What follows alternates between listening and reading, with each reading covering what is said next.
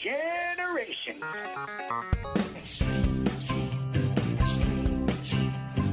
Dates in the Bible don't quite match the marriage certificate.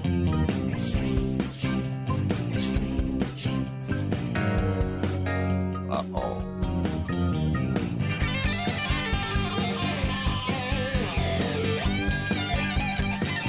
And welcome, my Genies, to America's Family History Show, Extreme Genes and ExtremeGenes.com. It is Fisher here, your radio root sleuth, on the program where we shake your family tree and watch the nuts fall out. Well, coming up here today, we're going to talk to the president of the Friends of the Public Garden in Boston, Massachusetts. Liz Vizza is going to be on the show talking about the statute of the 54th Massachusetts.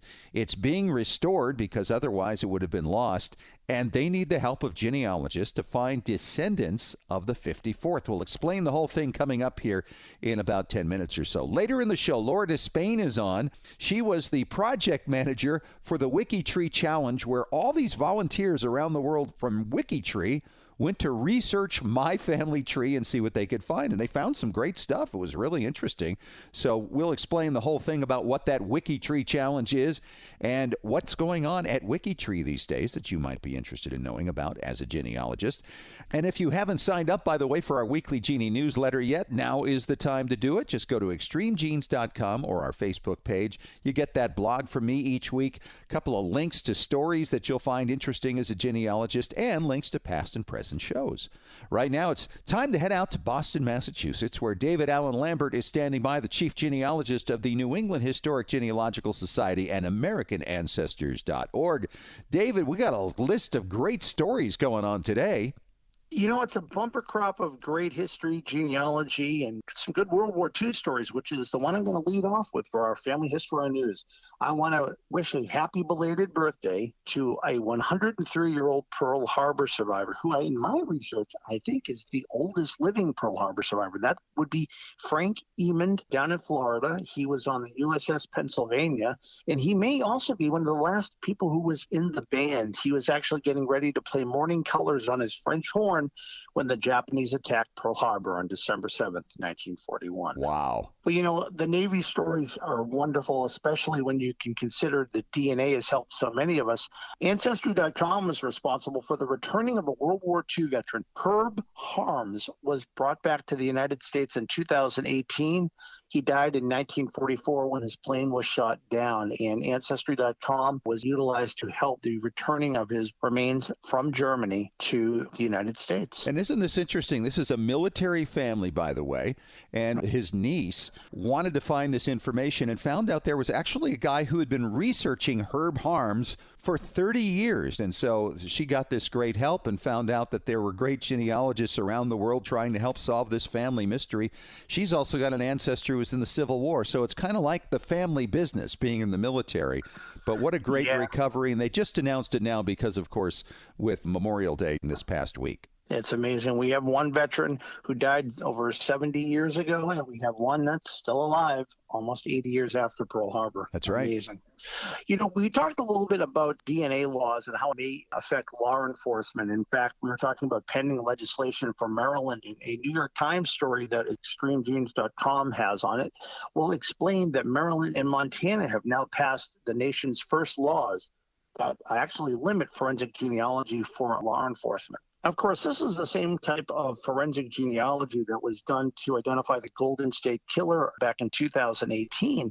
And of course, law enforcement is looking at DNA databases consumers have put in to actually find matches. So your distant cousin could be a killer that is wanted by law enforcement. And these laws are limiting law enforcement in Maryland and Montana, and other states may actually follow suit. Yep, and we're seeing this from both Democrat and Republican politicians running some of these restrictions. And they don't outlaw it entirely. They're just making sure that people are opted in with full cooperation of those people involved. So it will be interesting to see how this all affects genetic genealogy and law enforcement heading down the road. Right, because in another year we could be naming more states, so stay tuned. I'll tell you, My Heritage has been really on the forefront of photography and how you can change the colors and even animate your photographs. But, you know, you always have that scratch in the photo that even with Photoshop you can't repair. Well, they now take care of that too. Thank you, MyHeritage. Yeah, Daniel Horowitz, he was on the show not that long ago, just a few months ago, when they released the animation feature for your photographs. And I said, well, that's got to be it, right? And he's like, oh, do you want me to get fired from MyHeritage for talking about what may yet come? And I'm thinking, well, what else is left? Well, apparently this is it, because if you have a photo that's torn or scratched, this tool will automatically fix it. Now, I've gone through and done it, and I'm one of those people who spends a lot of time using Photoshop and the like to fix photographs. This does a pretty good job with one shot. It's not perfect, but none of the other tools are either. I mean, none of them are going to be absolutely flawless. But nonetheless, it's an amazing new tool, a great addition to the toolkit for your photographs. And I think MyHeritage now owns that position, don't you? I really think so. And I think that a lot of people who are professionally doing photo restoring for hundreds of dollars are probably shaking in their boots a little bit. I'm not to say that they're not great quality work, but if you can do it at home and print off a picture that looks close, I'll take 70% close to 100%, even if it would take hours upon hours to do. Seconds? I mean, it's amazing. Back in the 1980s, we had a group photograph of my wife's great-grandparents and all the kids back in the 19-teens, and it had scratches and scuffs and all this. We actually had to hire an artist to fix this photo, and the way she did it was she took a picture of the picture and then painted up the copy that she made, a nice 8x10, and then took a photo of that photo, and that's how we got the restored picture. Know how much it cost? $100. Wow. Don't forget, American Ancestors is open. We will be open to the public in the month of June. So go to our website, AmericanAncestors.org, to find out more about our openings. I will be returning to the reference desk very soon. And you can also join American Ancestors for a reduced price of $20 by using the coupon code EXTREME. So come on in and visit me. All right. Great stuff, Dave. That is so good to hear. Catch you at the back end of the show, of course, for Ask Us Anything. And coming up next, we're going to talk to the president of the Friends of the Public Garden in Boston, Liz Vizza, who's in charge of the restoration of the statute of the 54th Massachusetts, and she needs the help of genealogists. You'll hear more coming up next on Extreme Genes, America's Family History Show.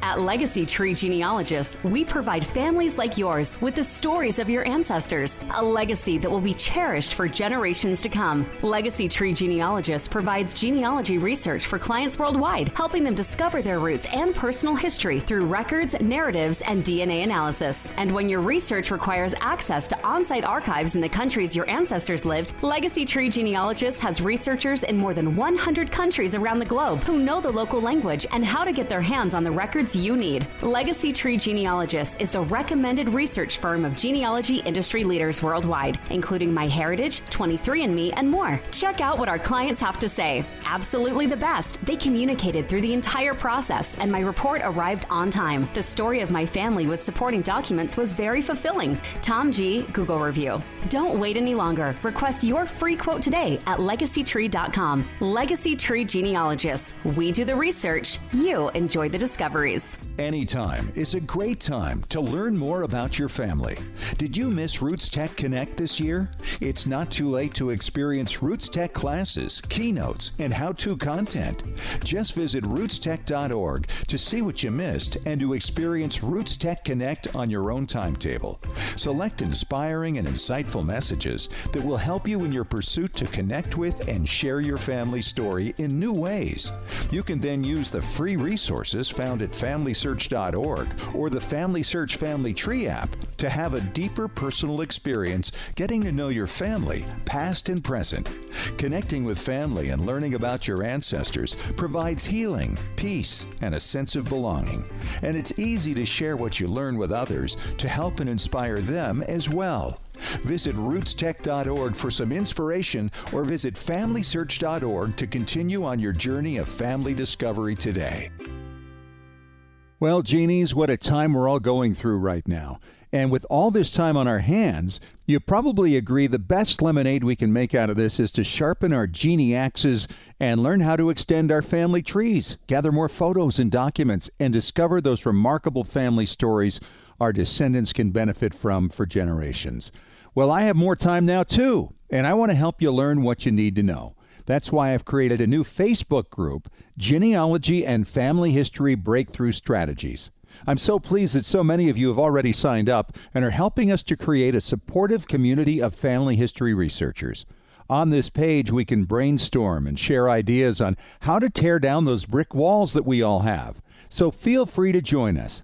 The Facebook page again is Genealogy and Family History Breakthrough Strategies. Feel at home with others who live in our Genie world and want to make the most of this unique time. Genealogy and Family History Breakthrough Strategies. Join us.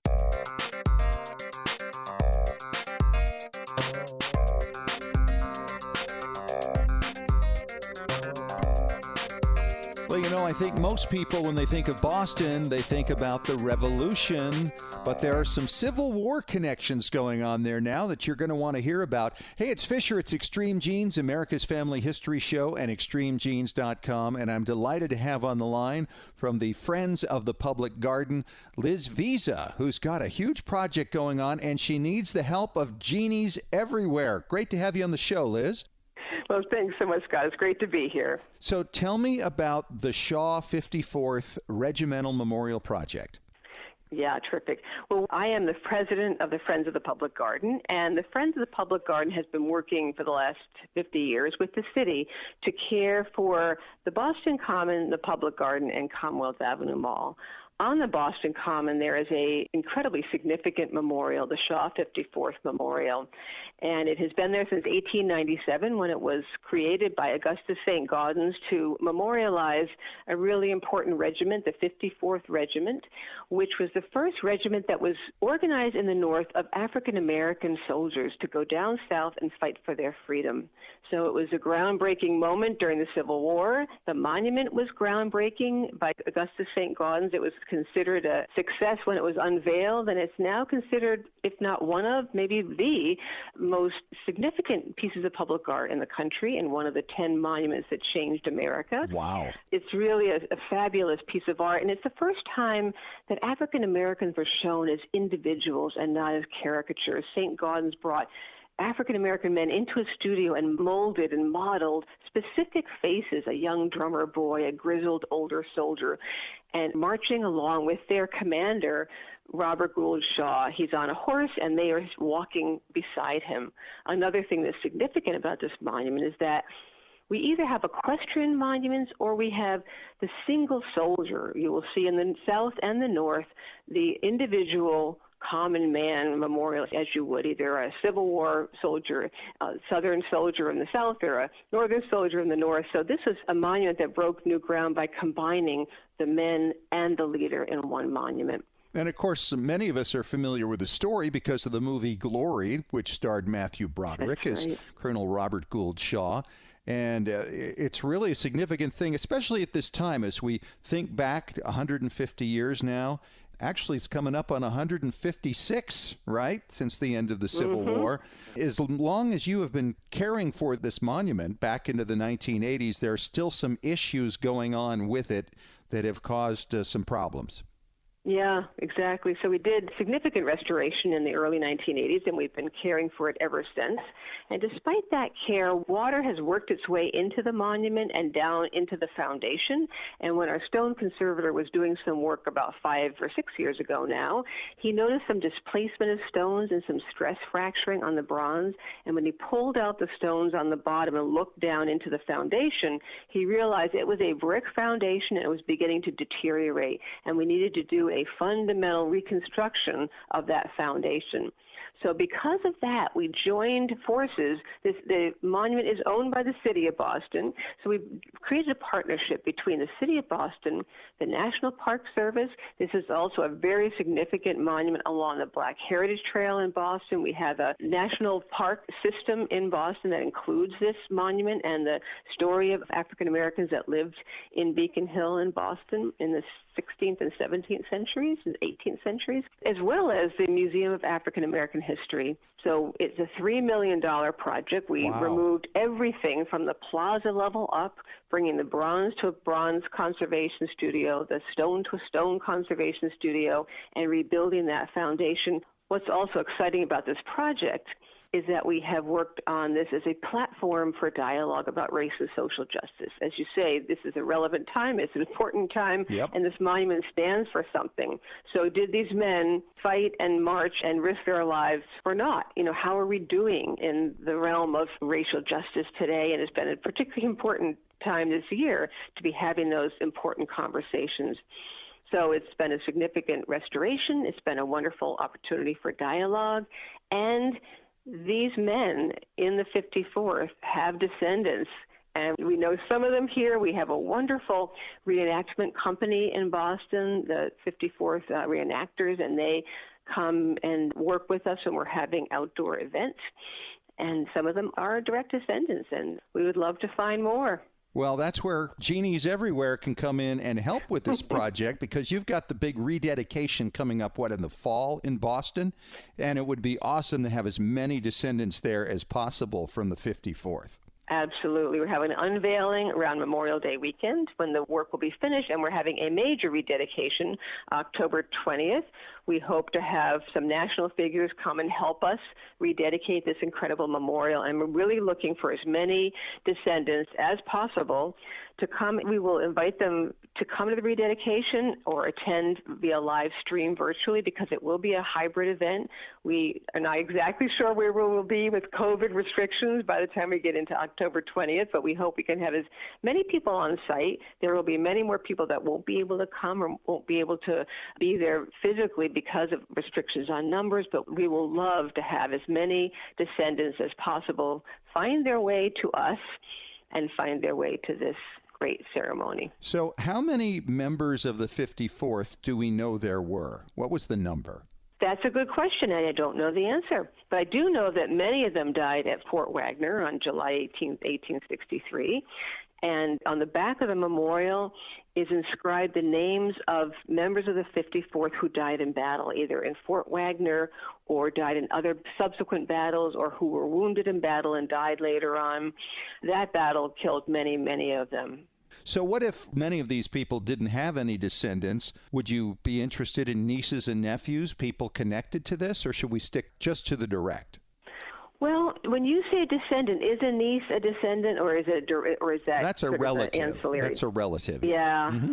I think we're hoping to find descendants. That would be our prime priority there, to try and find descendants of the 54th for sure. How many do you have so far? Do you know? We have a handful. We probably have under 10, but the National Park Service is doing a project, the Faces of the 54th, and they will be pretty soon having a searchable database. And I would love to say that at some point in the near future, we will have on our website some connection that people can go, if they think that they might be a descendant or know a descendant, go and do a little bit of searching around and find out. Yeah, that's what we've got to have, is a place for people to go. Obviously, we could do a lot of research on this and hopefully find some living descendants and perhaps make some contact with them and make them aware of the project that is coming up. And I would imagine there are a lot of descendants who don't know their descendants. And that's going to be part of the process as well. Right. No, absolutely. So again, the National Park Service is, finding soldiers and officers, and from February 1863 to August 1865 is when they served. And this data will include the men's age, the enlistment, the mustering out dates, some information about them. I'm looking now at the database information. It looks like there are 1,500 men listed in the database so far. So I think that we have a lot of opportunities for people to connect. Yeah, I would think so. And I would imagine a good way to start with that would be to work with Family Search or Ancestry.com and see if some descendants have already shown some of these names on their family trees, whether or not they knew that they were part of the 54th or not. And then you have an automatic link to reach out to that person and say, hey, guess what? Your ancestor was part of this, and you may want to be aware of what's going on this fall. So that might be the way to accomplish that. And with 1,500 names, there's a lot of people for genealogists everywhere to kind of dig into. Now, you mentioned the officers as well. So these are the people who led the group with Colonel Robert Gould Shaw? Yeah. There were white officers. They certainly did not have African American men as officers, but they had white officers, and we would love to know that. I mean, I'm also looking here that the 54th inspired the enlistment of more than 180,000 African Americans in the U.S. Army. That's pretty remarkable. Yeah. So just one more time so we can understand here. If people want to get involved in this project, they still need a contact point for you or a website that they can go to. Where should they go? So they would go to the website, Shaw 54th Memorial Restoration.org. Again, it is Shaw 54th with a TH, memorialrestoration.org. Okay. And right now there's no link for communication on finding descendants, but that's still to come. Is that right? It's to come, and I would welcome people to go and just learn a little bit more about the history of the memorial, on the history of this project, and get excited about it. And when this is available, that will be where they will find it. And I would think we have a lot of African-American genealogists out there, too, who might want to spread the word about this, because it's going to be a really exciting event coming up in October in Boston. Yeah, you know, and your listeners know about the pride in knowing where you come from. And for descendants of brave veterans like the men of the 54th, to know that their ancestors fought for their freedom, that would be pretty incredible for them to have that connection. Yeah, absolutely. It makes me want to go right now and queue up Glory and watch that whole movie all over again because it's just so fascinating and certainly relevant to our time. So hopefully we can get a lot of help for that. And Liz, I hope you'll keep us up to speed on how things are going, on how you're doing in finding some of these descendants so we can give another push throughout the course of the summer. Absolutely. I really appreciate you having me and this project on the show, Scott. This is great. Absolutely. Well, congratulations on all you're doing to restore it. And the fact that you even discovered that it needed that restoration is a miracle in itself. Thanks so much, Liz Vizza. She's the president of the Friends of the Public Garden in Boston. She needs your help. Talk to you again, Liz. Thanks so much. Thanks, Scott. Thanks so much. It's been a pleasure. And coming up next, I was recently the beneficiary of a little thing they call the Wiki Tree Challenge. And I'll be talking to Laura Despain, who is the project manager on this. And we'll tell you a little more about Wiki Tree when we return in 5 minutes on Extreme Genes.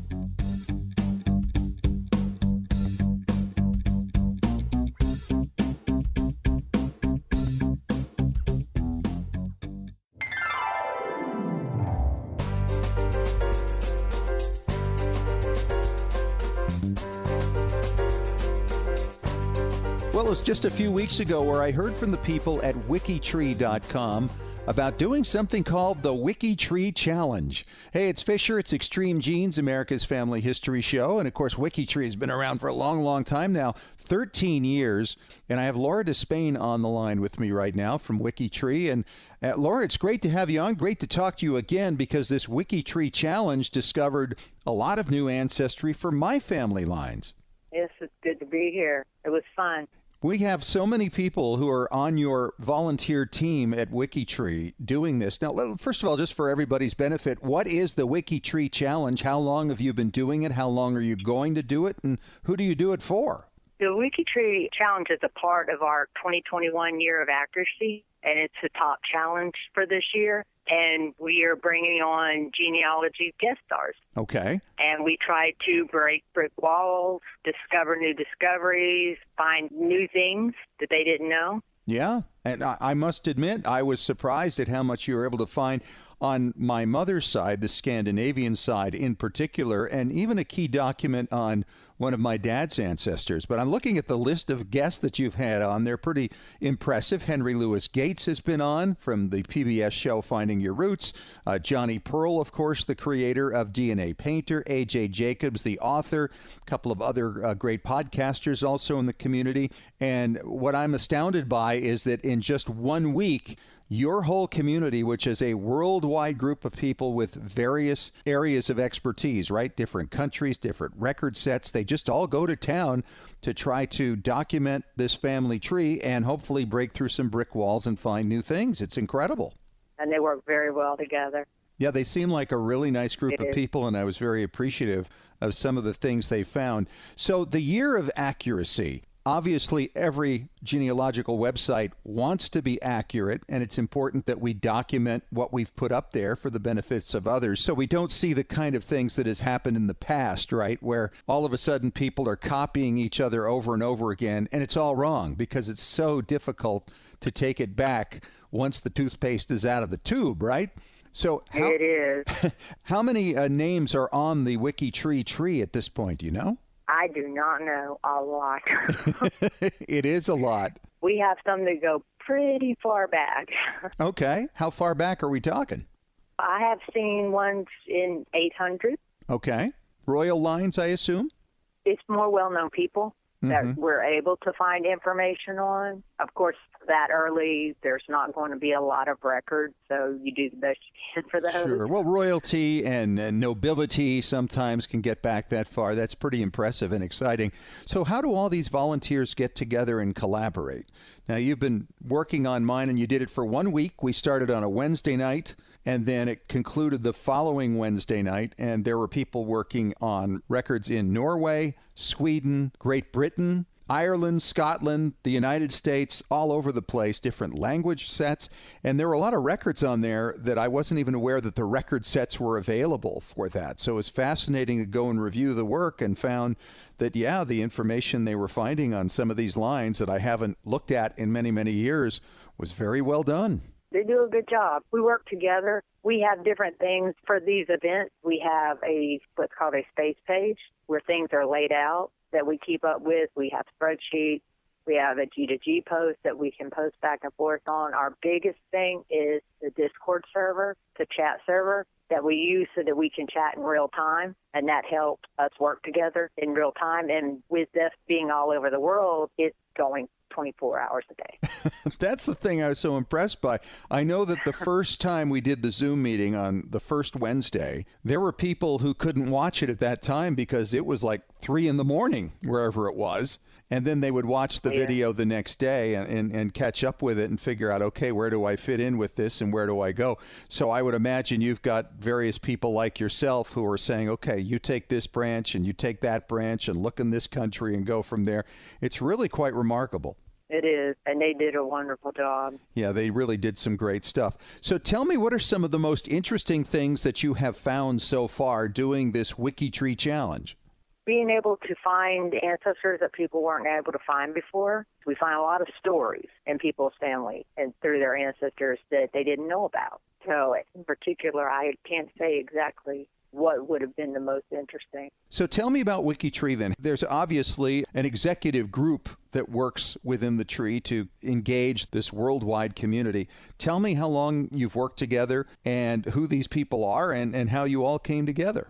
We have what we call our WikiTree team. They oversee all of WikiTree, and it's working. Mindy is the project coordinator that's leading this challenge for this year. She does a lot. We have different people who are team captains, and the rest of them are members. And then are they also on their own time working on their own branches of the WikiTree? It's one tree, kind of like it is over at Family Search, where you make sure that everything is documented. And I love the fact that you have great places easily seen there that have notes. So as you're trying to work some things out, at least the notes are there for others who may come along later.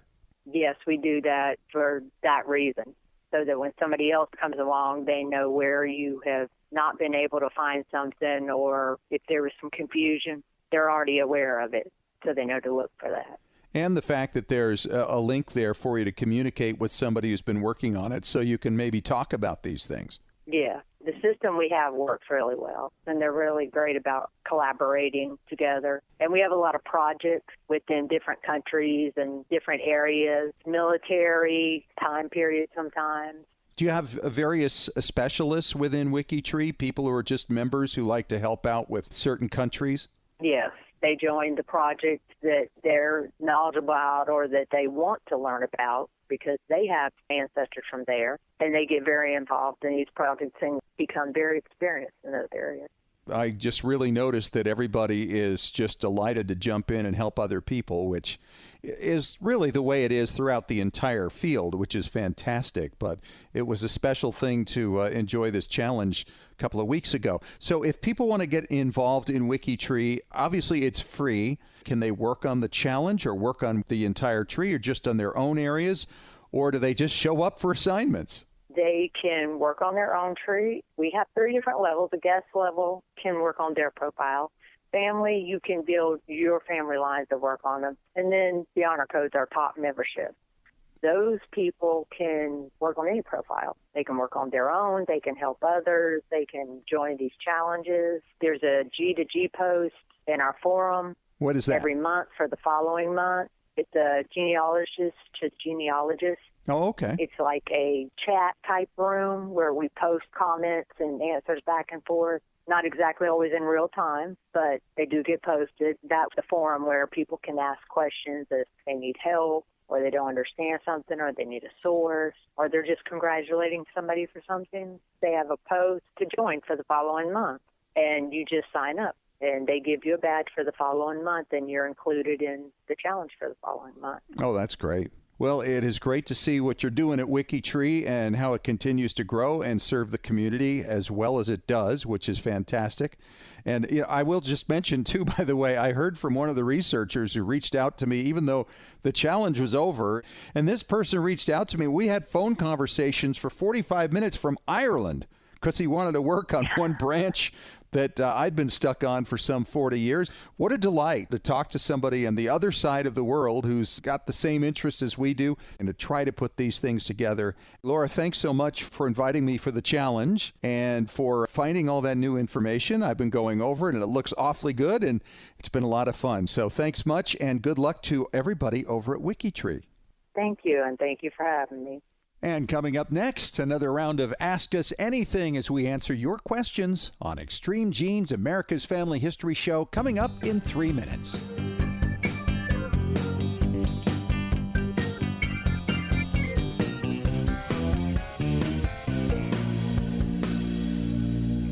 Well, Genies, what a time we're all going through right now.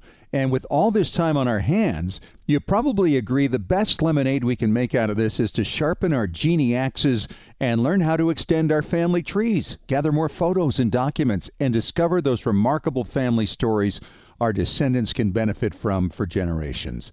Well, I have more time now, too, and I want to help you learn what you need to know. That's why I've created a new Facebook group, Genealogy and Family History Breakthrough Strategies. I'm so pleased that so many of you have already signed up and are helping us to create a supportive community of family history researchers. On this page, we can brainstorm and share ideas on how to tear down those brick walls that we all have. So feel free to join us. The Facebook page again is Genealogy and Family History Breakthrough Strategies. Feel at home with others who live in our genie world and want to make the most of this unique time. Genealogy and Family History Breakthrough Strategies. Join us. Anytime is a great time to learn more about your family. Did you miss Roots Tech Connect this year? It's not too late to experience Roots Tech classes, keynotes, and how-to content. Just visit rootstech.org to see what you missed and to experience Roots Tech Connect on your own timetable. Select inspiring and insightful messages that will help you in your pursuit to connect with and share your family story in new ways. You can then use the free resources found at FamilySearch.org or the Family Search Family Tree app to have a deeper personal experience getting to know your family, past and present. Connecting with family and learning about your ancestors provides healing, peace, and a sense of belonging. And it's easy to share what you learn with others to help and inspire them as well. Visit rootstech.org for some inspiration or visit FamilySearch.org to continue on your journey of family discovery today.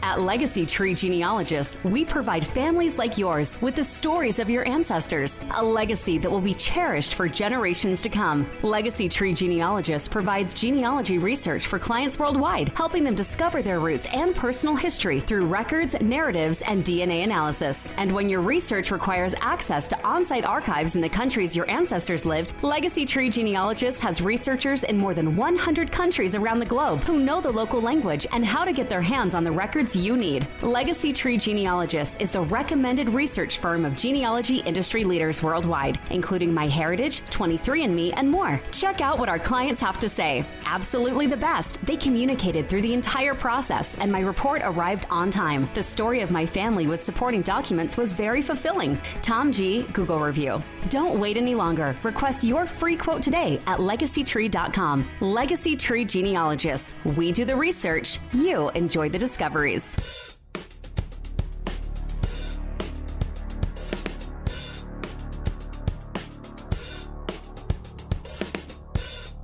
All right, let's get on with it. Ask us anything on Extreme Genes, America's Family History Show, and ExtremeGenes.com. David Allen Lambert has returned from AmericanAncestors.org.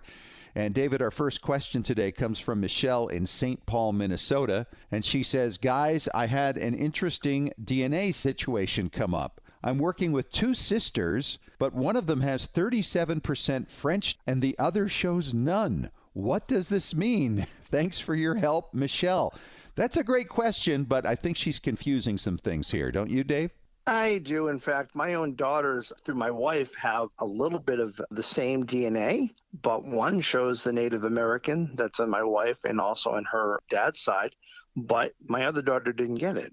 So it's possible that the trickle down of that percentages that they're looking at just didn't happen. You know, you don't get the same from each parent. It's a mixed bag. Yeah, absolutely. Michelle has actually confirmed that the centimorgans prove these are full sisters. But the point is that ethnicity is usually just a marketing thing for most of the companies more than anything. And it is interesting, obviously, to see where your folks come from. But every testing company has a completely different set of algorithms. And when you say France, for instance, a lot of places will just say Western Europe, a more broad area than just one particular country. So it might be that the same ethnicity is showing up in the other sister in some other country in the region, and that might be why it's throwing you off. Right. I mean, in some of the testing companies, like I will show a certain percentage of English or Irish, and it will differ. I mean, the analogy I use is that companies like Family Tree DNA, Ancestry, MyHeritage, all of these large jars of marbles. These marbles represent each one of the people who have tested, who know where their ancestors come from pretty much, and they have different values. So you might show that on one you're 25% Irish, and the next one you might show up 40% English. So it really depends on the company. You want to look at all of them, but take them with a grain of salt on accuracy. Yeah, absolutely. And a lot of the leading genetic genealogists in the country will actually tell you to take the ethnicity results from all the companies and average them together. Now, I don't know if mathematically that means a whole lot, but it does smooth out a lot of those differences. It does. And my own daughters, for instance, receive, of course, half their DNA from my wife. My wife does have 2% Native American. My oldest daughter got that.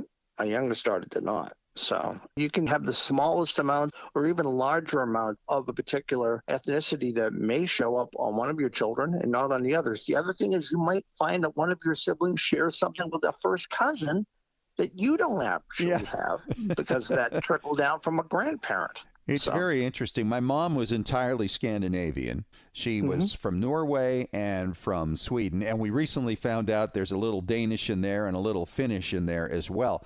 My dad's side, none of that. There's nothing that shows up that way. And yet, when you look at my overall ethnicity report, it comes out to like 77% Scandinavian. Now, how does that work? Well, I'm thinking because a lot of the Norwegian Vikings took over England. So if you're looking at these ethnicity results, that probably brought in some Scandinavian there as well.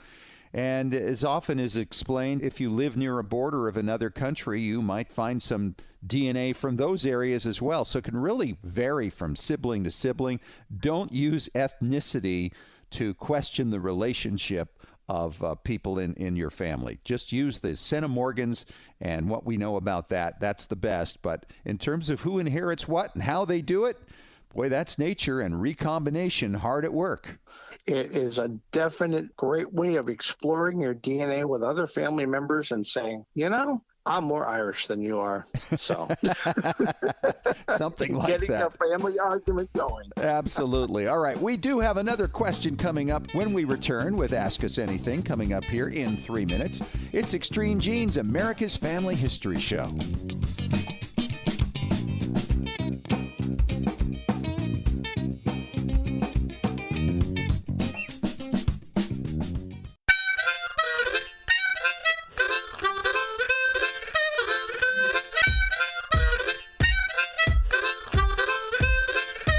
All right, back for our final segment of Extreme Genes, America's Family History Show at extremegenes.com. Fisher here, your radio root sleuth with David Allen Lambert from NEHGS and AmericanAncestors.org. And David, this question comes from John in Thomasville, Georgia. And he says, guys, I've got a first great-grandmother who went through a name change and a possible adoption in 1874. I'm new to genealogy. How can I find the records on this? Boy, there's a lot of records you would question, right, Dave? I mean, there really are. The records of the name change or the records of an adoption. That's true, because not all name changes really have to do with adoptions. Now, it's quite possible that your great-grandmother was adopted, but it could have been simply that she was, say, for instance, Mary Edna, and they really decided, no, it was Mary Etta, and it was just a clerical change that may have been incorrectly recorded when she was born.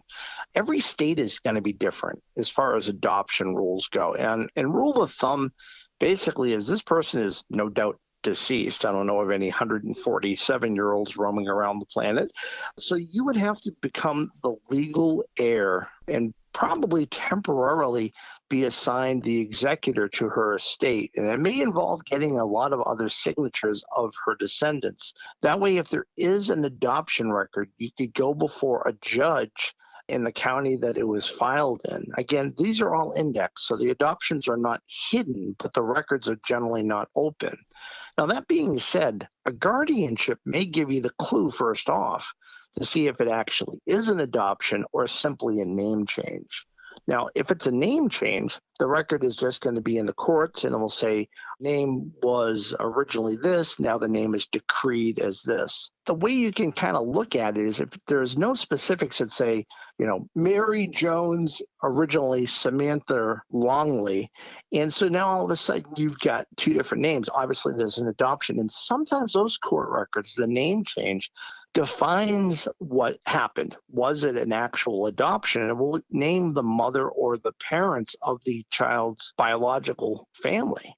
And that's great because then if you can't get to the adoption record, that name change, in fact, may be the only record. There may not be a legal adoption. I mean, I'm sure you found in your research, Fish, that sometimes in the 19th century, children were just given to other family members. Yeah. And there was no legal document. Happened all the time. And sometimes, for instance, maybe parents died and they had an adult child who's married, and then they had a younger child that's now being raised by the older sister. So those kinds of things happen. Mm-hmm. And you can also find name changes that may have not occurred at the time of, say, if maybe your great-grandmother was 25, it could be that her name was legally changed because, well, she didn't like her middle name or her first name, and she changed it slightly. Or, again, maybe there was an incorrect record when the time that she was born. Name changes for men are hard enough, but when you add that to the last name changes that women typically go through in the course of their lives, it can get really, really tricky. It's fascinating, John, that you were actually able to recognize that there was a name change here because that meant you identified that this is the same person under both identities. Pretty good stuff. It really is. In fact, with ladies, on occasion, but not so common, that sometimes you see a legal name change when the husband has abandoned the lady and she wants to revert back to her maiden name and there's no actual divorce. So there's that also. Yep. Lots and lots of things that go into that. John, thanks for the question. And of course, if you ever have a question for Ask Us Anything, just email us at askusanything@extremegenes.com. Dave, thanks so much. Talk to you next week. All right, sounds good. And thanks so much to our guest this week, Liz Vizza, the president of the Friends of the Public Garden in Boston, talking about the statue renovation with the 54th Massachusetts She Needs Your Help genealogist, plus Laura Despain from Wikitree talking about the Wikitree Challenge. If you missed any of the show or want to catch it again, it's easy to do. Just check it out on iTunes, iHeartRadio, ExtremeGenes.com, TuneIn Radio, and Spotify. Talk to you again next week. And remember, as far as everyone knows, we're a nice, normal family.